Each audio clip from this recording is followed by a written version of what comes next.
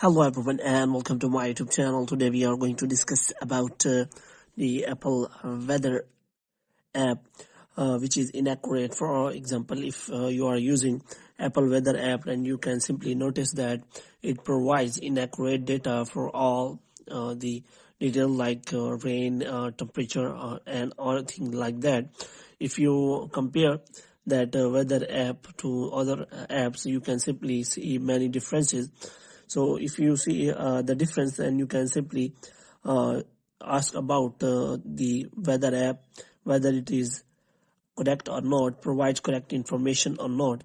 So if you want to check about that weather forecast, whether it set, so here you can simply find the details that how you can simply report this weather Apple forecast so that it can work properly. So for this, what you have to do, you have to simply search for whether app is accurate or not. So you have simply open the weather app, and after that what you have to do, you have simply look for the city you want to add, and after adding the city you can simply open a new third-party application, and after that you can simply check for whether the details provided by the Apple weather app is accurate or not.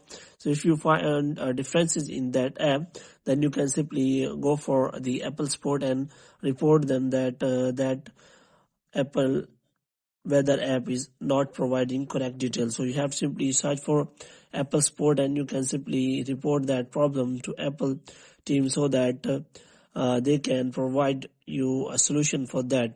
So here you can simply provide detail about whether the problem is having from your side, or your weather app is not providing enough details or correct details. So hope you have liked this video, and get more videos like these you can subscribe our channel.